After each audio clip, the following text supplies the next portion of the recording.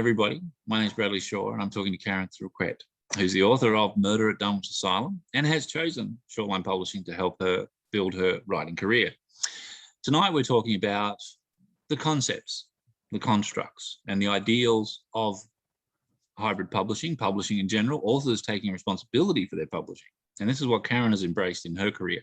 And I'd love to talk to Karen more. So I'm going to ask Karen, the first question, of course, is how have you found the hybrid model working for your books? Oh, I came into a hybrid model thinking that I was quite intrigued by the creative process that's involved in publishing a book, taking it from the writing stage through to an actual book, and then also the marketing of it. But when I looked into self-publishing, I felt like I didn't want to go it alone. I didn't know enough, but also B, writing's a lonely process. So I wanted to have a team. I didn't want to be by myself anymore. So I decided that a hybrid model was the right model for me. So the opportunity to have a team, to have contact with people, with professionals that you trust, and, you know, to be able to get a professional product built with you, partnership. And so that's why hybrid was right for me. I wanted to be involved. Yeah. So did you find through your research that the market itself had changed? Like, I mean, everyone talks about traditional publishing. What was your evaluation between the traditional and the hybrid, and perhaps even doing it yourself? What were the three, just a couple of examples perhaps on what those differences you found were? Yeah, so with a traditional model, certainly you get all of that professional expertise that you get with the hybrid model. So you get a traditional publisher who will do a cover for you, will do the editing and give you a lot of assistance and support in terms of coming up with a great product. But really, in the end, I have friends who have published through big traditional publishing houses. And in the end, the book just went out on the bookshelves and they didn't get any support whatsoever after that. There was no help with marketing. They were kind of lost and disappointed. And yet they hadn't really been able to be involved in the process. So I felt like that was kind of an alienating experience. It just wasn't an experience that appealed to me. And also, you know, your chances as a new unknown author of getting picked up by a traditional publisher are pretty slim anyway, so I didn't want to spend years and years and years sending manuscripts out into the nether regions. Yeah, it's a big process. Yeah, I was just excited about jumping in and being able to be part of producing a book, and so hybrid publishing seemed to be the right choice for me. Yeah, and from your research too, I mean, just out of curiosity, you mentioned you chose one in the end, but of course that research, what did you find through comparisons to the hybrid industry? Like, how did you find one publisher to another? Yeah, within the hybrid industry, it's absolutely fraught. There are so many shonky options out there. There's a lot of international players. There's, you know, I had people from Canada and from all the states of the US constantly ringing me and emailing me. Because once you kind of put your idea out there that you're looking for an option, then people start trying to sell. Yeah. And the prices some of them were phenomenal amounts of money, and what you were getting back in return for that just wasn't, there was no value for money, and you didn't. And my goal was to feel like part of something, and I didn't feel like I would be part of anything. I would just be out there that, I'd throw money at them, and they would send me a book, and that would be the end of the relationship. So it's very impersonal. Yeah, that wasn't okay for me. And if you self-publish, you still have to be able to source professionals to do the editing. Books need a structural edit as well as a edit, as you well know. And those things are expensive to pay for.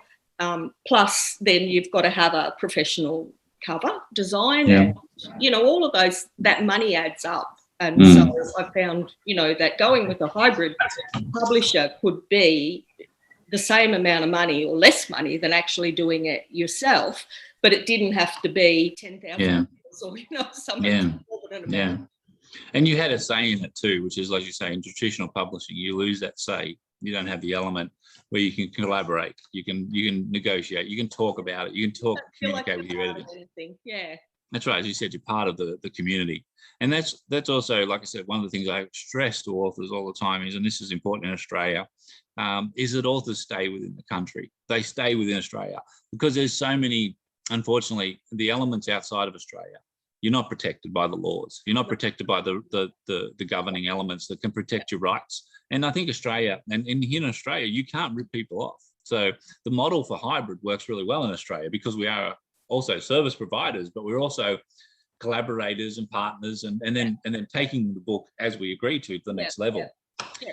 So, and you know, within Australia, any hybrid company within Australia is going to know the Australian territory as well. It's so important to me to understand the whole and the culture, publishing, but also the territory within Australia. It's very, very different to the UK or to absolutely. So you need to work with a company that actually understands the territory you want to sell your books in. Absolutely. And so from that research that you obviously really delved into, what made you decide on the publisher at the end that you chose? The decision in the end was a very personal decision. It was about, I definitely wanted someone in Australia, but you know, there were several Australian options.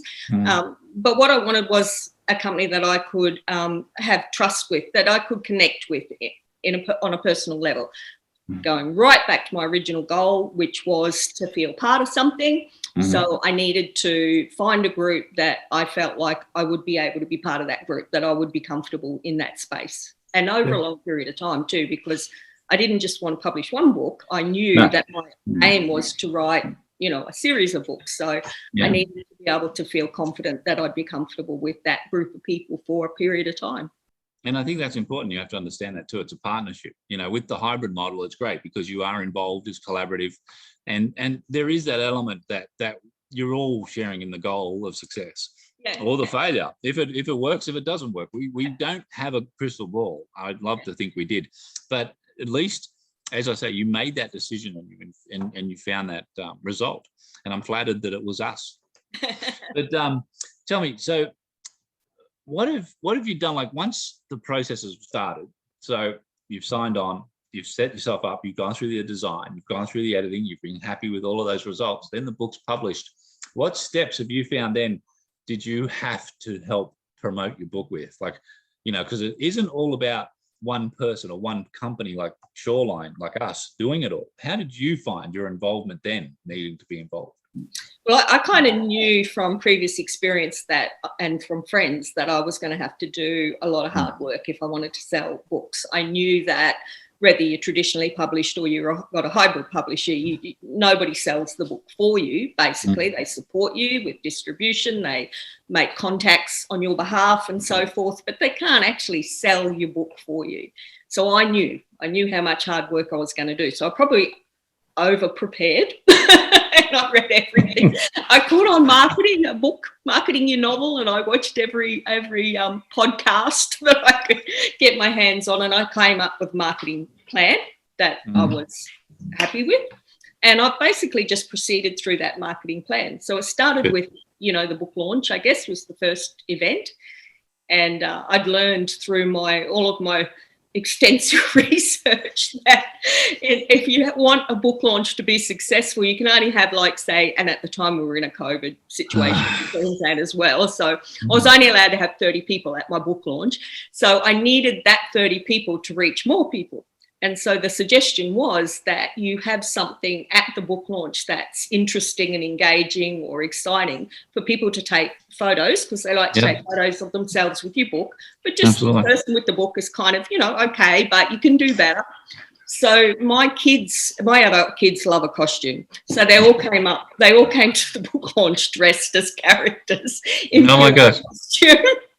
Oh, that's wonderful. Loved it. So everybody took photos of themselves with Rita and, you know, uploaded and a book, and they uploaded it on social media. And created a much larger buzz than I could possibly have created just on my own, you know, Facebook account. So, or Instagram or whatever.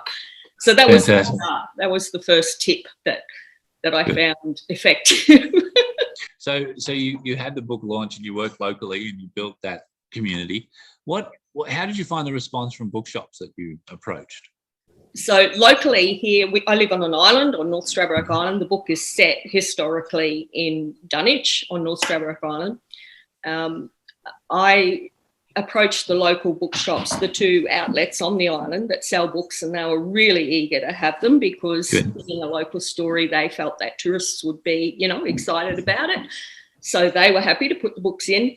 And then the Historical Society on the island, because it's an historical book, we have a museum, and the museum was really happy to take it as well because it's a great way for people to learn about the history of the asylum that was here on the island. Absolutely. In a kind of fun way. Yeah. So those sales were really good, and there was a bit of little competition going on at the beginning because they were all wanting to get the first books, and the post office says, well, I'm going to get the first books because I get the delivery. Good point. So competition is good. Anyway, so it's about starting locally. So, don't think, I just don't want authors to think that just having your books in the local post office or, the museum corner is not a great thing, because that can generate so many sales. Absolutely. And social media networks as well. A lot of people locally still have a lot of friends over the globe. Everybody. Yeah. So the thing with bookstores though is I also approach large bookstores in the region.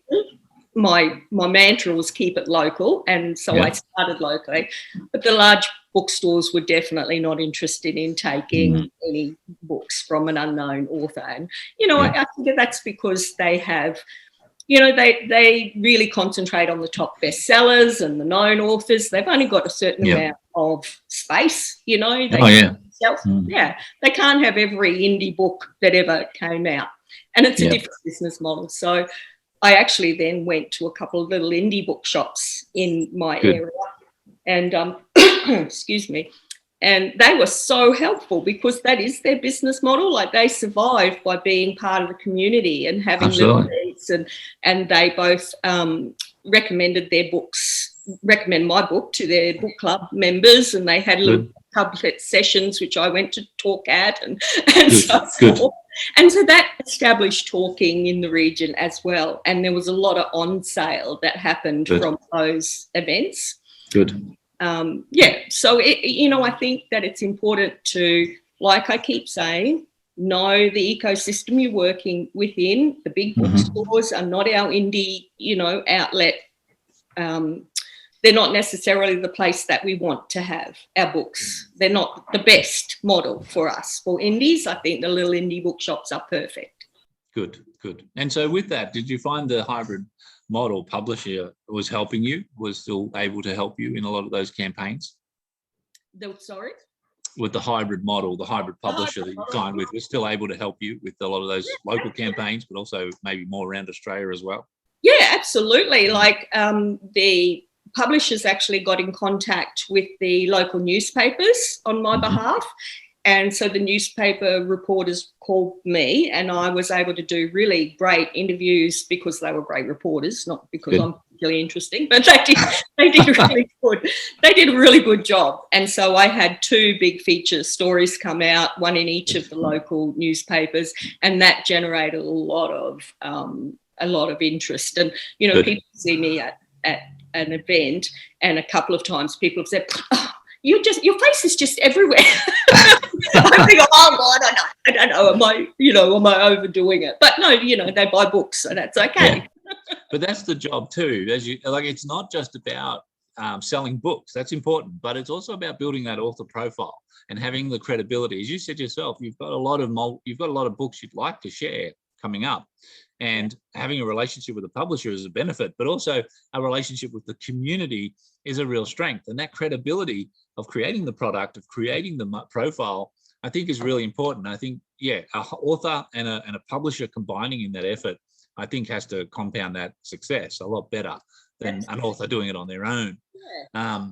Or a publisher trying to do it on their own if they don't have, the full channels. So were there any opportunities, I guess, when you were going through the campaign and promoting, what opportunities surprised you that you didn't expect to promote your book? Like what was the unexpected element?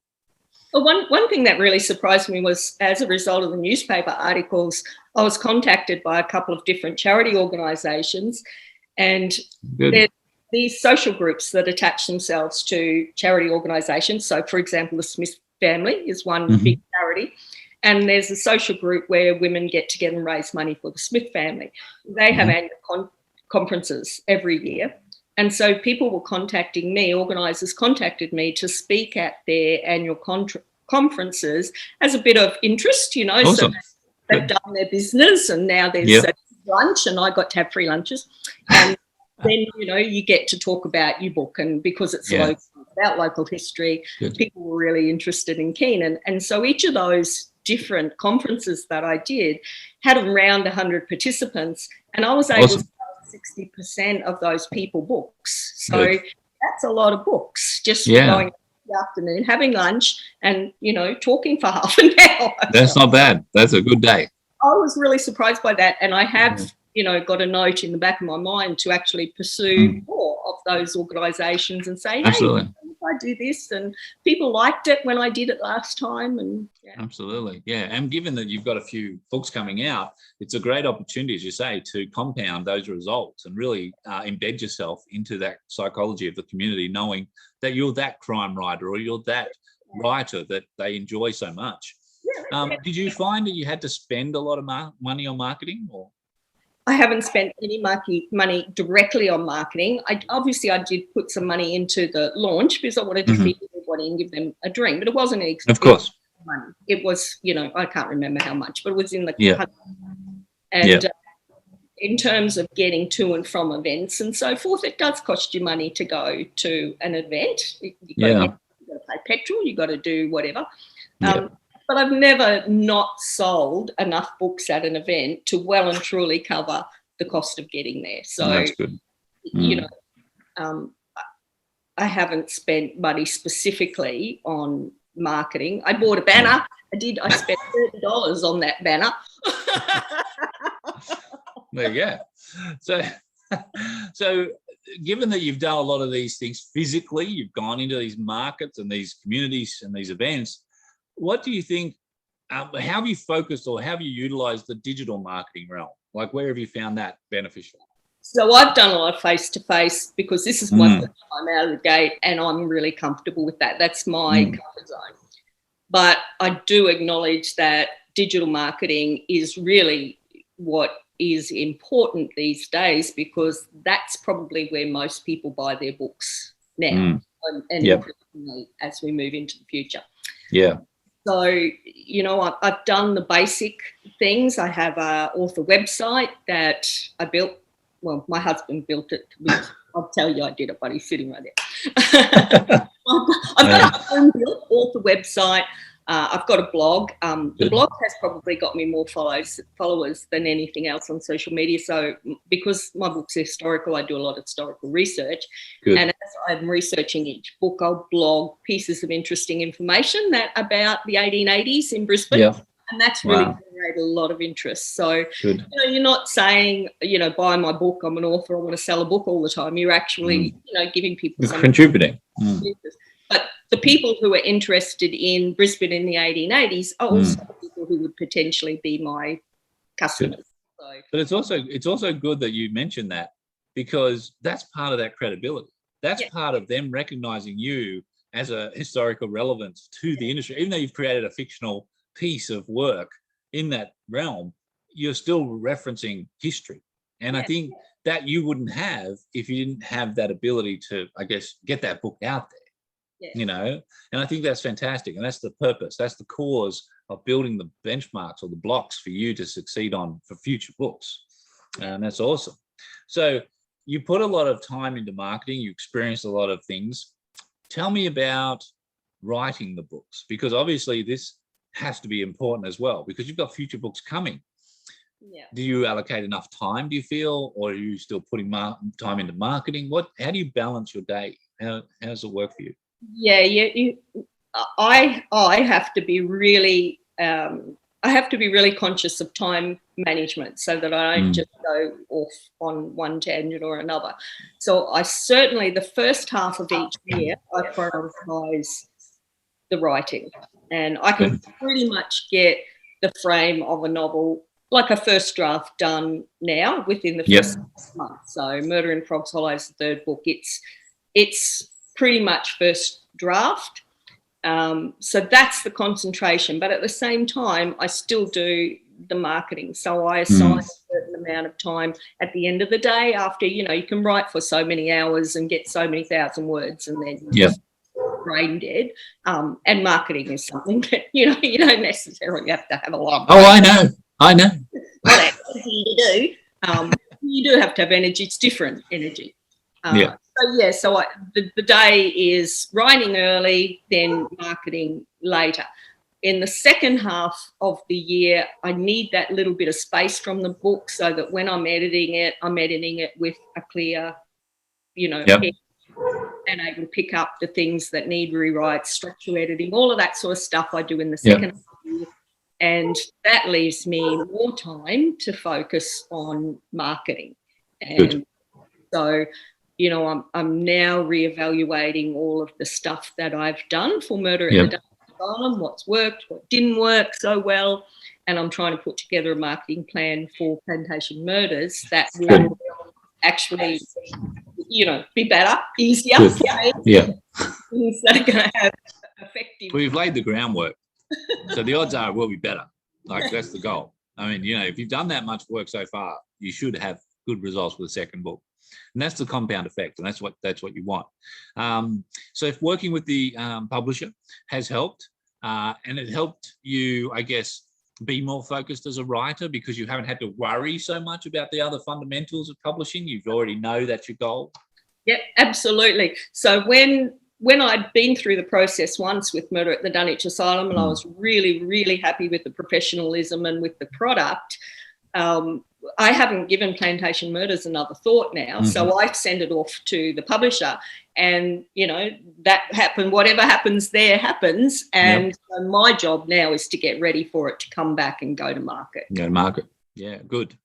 So if you had to say anything to a new author who was in the same situation you were 18 months ago and looking at the perspectives, looking at the options, looking at the profiles of all these options out there for authors, what would you tell them now, knowing what you know?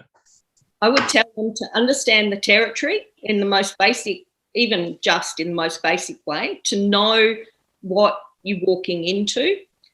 So understand what traditional publishing offers you, what hybrid publishing offers you, what self-publishing can offer you. And, there's so many blogs on this stuff. There's podcasts. It's not hard to, in a weekend, you would be able to get enough of a sense. And then really reflect on what it is you want out of this business and choose something that's going to work for you. Yeah. And the second thing I would say is manage your expectations. This is not going to happen automatically. You're going to have to be really determined. You're going to have to work at it. Yeah, and everybody works at it. I mean, as a publisher myself, I find that I have to work hard at it for every individual author. As much as I'm a community leader, I have to still participate individually to make sure that you get, the best chance at something to happen. But working with you is much easier than working without you. And that's what you have to understand, that as part of that community, you have to jump in and help. We've got fantastic relationships. And that's part of it too. I think, as you said, if you're an author looking at the community of what you want to join into, be able to understand and connect to that publisher and be personable. We try to be professional, but we try to be personable. And some things will be, very personal. Some things will be generic. But basically, we care a lot and we want to care. And that's what you understand as well as an author. And you need to be supported, I think, because it's a big, confusing world out there. So, it is. It can feel like you're being circled by sharks.